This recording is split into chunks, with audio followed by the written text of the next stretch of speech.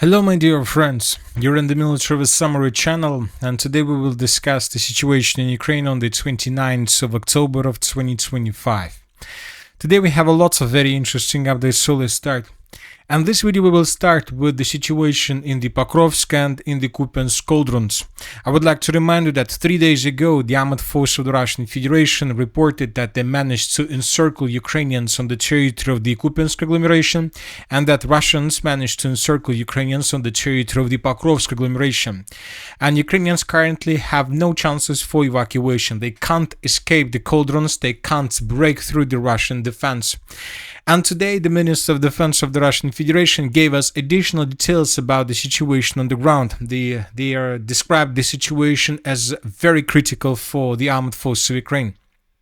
So let's discuss everything in details. So this is the report that was published by the Ministry of Defense. The destruction of the encircled Ukrainian armed forces group near Kupyansk, Kharkiv Oblast continues. The Russians reported that they managed to repel two unsuccessful attempts by units of the 92nd Assault Brigade of the Ukraine Armed Forces around the villages of Nechvolotka and Moskovka. Furthermore, the Russians reported that efforts are underway to persuade the encircled Ukrainian servicemen to abandon resistance and surrender. A group of 12 militants has indicated their willingness to surrender in exchange for guarantees of their lives.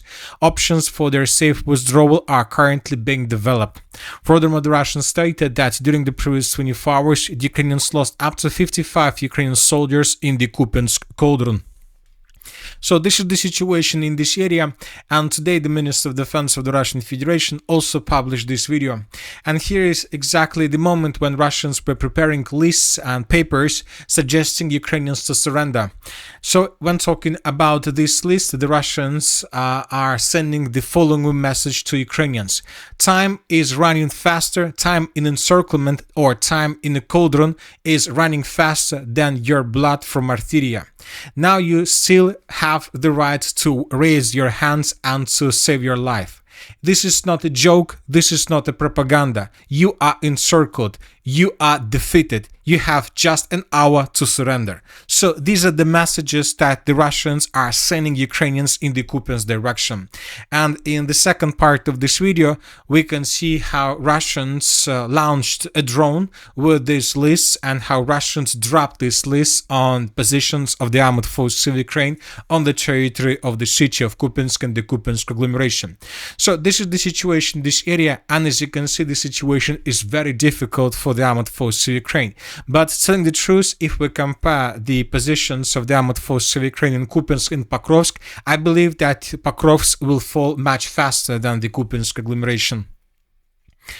Now let's talk about the city of Pakrovsk and about the situation in this area. As the Russians stated, this agglomeration and this territory is also encircled by Russians. So this is the map, and as you can see, during the previous 24 hours we received lots of different videos. So let's discuss everything in details. According to information we have, the Russians managed to improve their positions significantly along the entire cauldron of the city of Pakrovsk. So this is the situation by the end of the 28th of October of 2025, and this is the situation by the end of the 29th of October of 2025. As you can see, we have a lot of changes, so let's discuss them in details. And first, let's talk about the northeastern part. The Russians, according to information we have, managed to improve their positions significantly and to answer the city of Mirnograd from the north and from the northeast. Today this information was provided by neutral mappers. The Russians are trying to push the Ukrainians from this area and to force them to fall back further in the western direction with the purpose to force Ukrainians to stay in one region. So the Russians are trying to force the Ukrainians to fall back from every single position, and they're trying to force them to stay, let's say, in just one part of the city, which will allow the Russians to have better control over them. Furthermore, as you can see, we have adjusted the map in the southern and the southeastern parts of the Pakrovsk agglomeration. So this is the situation, for example, by the end of the 28th of October of 2025, and this is the situation by the end of the 29th of October. So we have two adjustments, so let's take a look at the first one. This video was published by Ukrainian sources, and here we can see how Ukrainians were attacking Russians in this area, in the territory of the village of Rog. This building was geolocated, the building that was attacked by Ukrainians, and this is exactly the place, this is exactly the territory that was attacked by Ukrainians. Based on this video, we have adjusted the southern part of this gray zone, huge gray zone in the central part of Pakrovsk, and the first street of the settlement of Rih. Furthermore, today the Minister of Defense of the Russian Federation reported that as a result of clashes in the Pakrovsk Cauldron, the Russians managed to improve their position significantly on the territory of the settlement by the name of Glatovka. The Russians are saying that the village was captured, so that is why we colored the village as a gray zone, but there are still Ukrainians. So now the Russians are about to finish the clearing operation. Most likely tomorrow or the day after tomorrow, the Minister of Defense of the Russian Federation will confirm Russian control over the settlement, and then we will color this entire territory as an area under complete Russian control. So as you can see, the southern part of the city of Pakrovsk has collapsed completely. Another important adjustment is coming from the western part and the northwestern parts of the city of Pakrovsk. Let's discuss this, let's say, situation details. During the previous 24 hours, more precisely this morning, pro-Russian sources published this video. And here we can see a Russian flag that was raised on the entrance to the city, on the most northwestern part of the settlement. So based on this video, we adjusted the map. But as you can see, there are no Russian soldiers there, which means that Russians most likely don't have strong control over the territory, and most likely further to the west or to the northwest, there are Ukrainian positions and, let's say, Ukrainian snipers or Ukrainian FPV drone operators. So that is why the Russians are staying in the shadow, trying not to show themselves. This video was published once again this morning on the 29th of October, and probably 2 or 3 hours later, Ukrainians published this video. So this is something like an answer to the Russian video. And here we can see how Ukrainians attacked the Russian flag with FPV drone. So as you can see, the video was made from a position of damage force of Ukrainian soldier, which means that the distance is very short. So that is why Russians decided not to. This is the explanation why we haven't seen a Russian soldier in the previous video. So Ukrainians attacked this flag and the flag was destroyed. So anyway, this video confirms that Russians control most likely everything to the south of the flag and Ukrainians control everything to the north. So this is a very important position, and not just like important position. This is probably a historical position, because several months ago, when the city of Pakrovsk was under complete control of the armed forces of the Russian Federation, Zelensky came to the city and he made the video right exactly the same area. The Russian flag on the steel near the entrance to the city of Krasnoarmeysk, where Zelensky once posed. So this is a very interesting, probably a funny situation with Zelensky, and so this is just probably already a history, but this is very interesting. Anyway, let's continue. Another important update, almost by the end of the 29th of October, was published by pro-Ukrainian sources. They adjusted their maps, and as you can see, we have a gap, huge gap between, let's say, neutral mappers, pro-Western mappers, pro-Russian mappers, and pro-Ukrainian sources. The gap is too big, obviously, but despite the fact that there are too many differences between pro-Russian sources and pro-Ukrainian sources, there is one important detail that you can find on pro-Ukrainian map, and this detail you will not be able to find on any other map. So I'm talking about this small gray zone. I believe and I hope that the quality of the video allows you to see this small gray zone, and according to this gray zone, the Russians managed to advance further in the northern direction and basically to capture the most northern part of the city of Pakrovsk.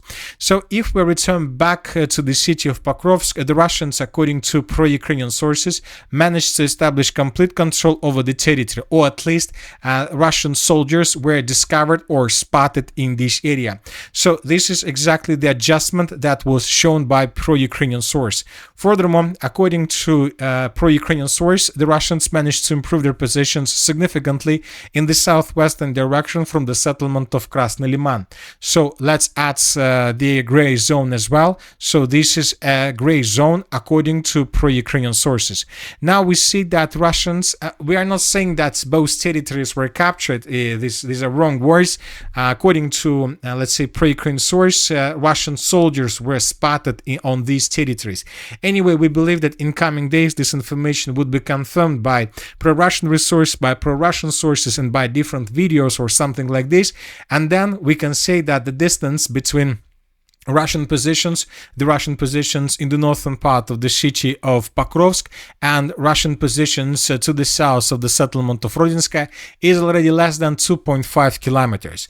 And this is already a dead zone, a kill zone. You can call it whatever you like. The main point is that Ukrainians are no longer able to escape this Pakrovsk Cauldron through this red line. No chances for Ukrainians. Russian FPV drones would attack them immediately, and it's not just about FPV drones, it's already about mortar fire, it's already about rifle fire, and it's already about snipers. So Ukrainians cannot escape Cauldron through this small corridor between Russian positions that were geolocated and published by pro-Ukrainian sources. And this is the most important point and the most important idea of the third day of Cauldron in the city of Pakrovsk on the 29th of October of 2025. And another important thing, that the president of the Russian Federation once again made his own statements regarding the situation in Kupyansk and regarding the situation in Pakrovsk. So let's discuss his statements in details, because they are very, very interesting. The armored force of Ukraine is blocked and encircled in Kupyansk and Krasnoarmeysk. Krasnoarmeysk is the former title of the city of Pakrovsk. Kiev must make decisions regarding the fate of its citizens who are encircled. Russia is prepared to allow representatives of Western and Ukrainian media into the Ukrainian encirclement zone and cease hostilities while the media is there. So Putin is ready for a ceasefire, as you can see. The Russian armed forces are advancing and actively operating in all sectors of the special military operation zone. So Putin is trying to tell us that he is ready to stop, let's say, the special military operation, or to stop clashes around the city of Pakrovsk and around the city of Kupyansk, just one purpose: to allow media to answer these pockets and to make a movie, to make a show, to make let's say, update. And obviously Zelensky will never allow to do this. And not just about the fact that this video will confirm not just the presence of Ukrainians completely encirclement in this area. First of all, we need to understand that 3 days ago on the territory, let's say, of the Pakrovsk agglomeration, there were around 5,500 soldiers. Obviously, by the end of the 29th of October, there are around 5,100 soldiers or something like this. But we need to understand that when press enters this territory, most likely they will see hundreds of wounded soldiers. Hundreds of wounded soldiers that will beg for evacuation and that will beg for rescuing, that will beg to save their lives. And we understand that this is not the picture that Zelensky wants to show to Ukrainians and to the Western media.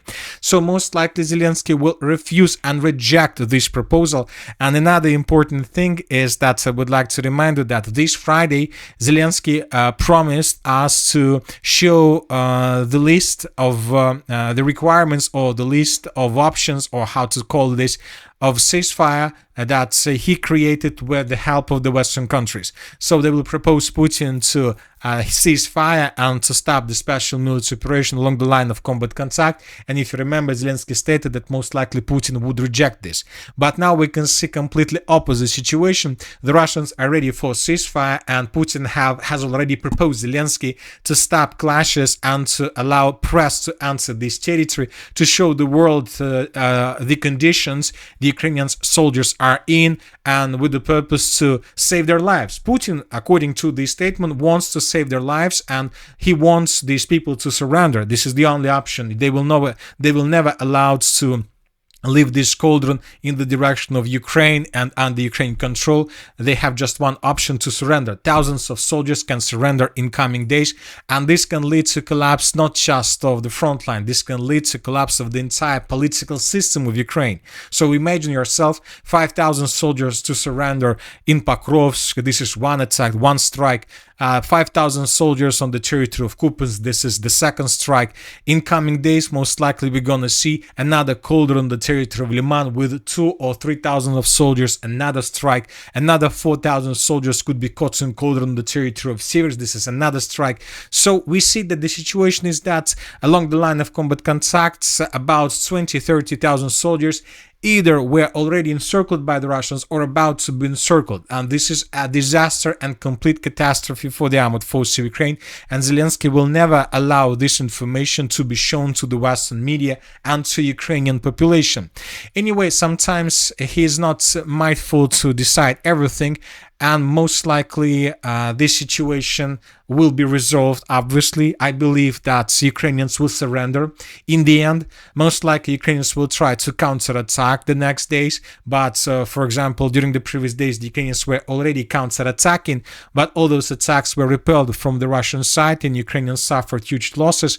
So they will most likely try to make few more attempts, but the problem is that Ukrainians will counterattack not with robots.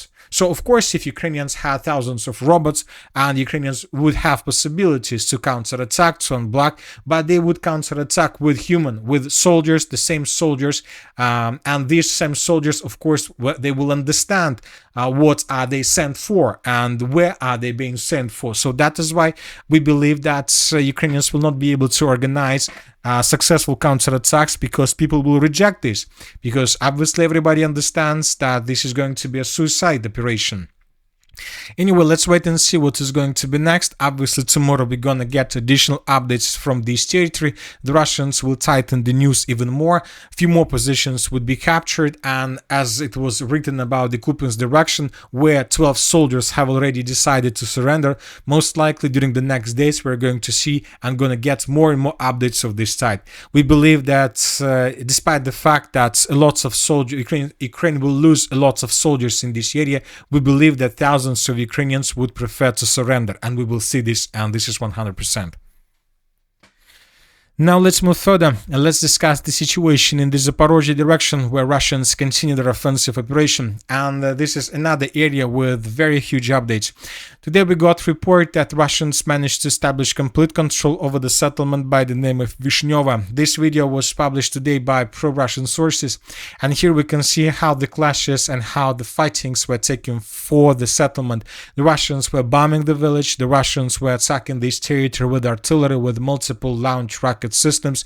The Russians were clearing the village with FPV drones, and in the final part of this video we can see dozens of episodes how Russians were raising their Russian flag in different parts of the settlement.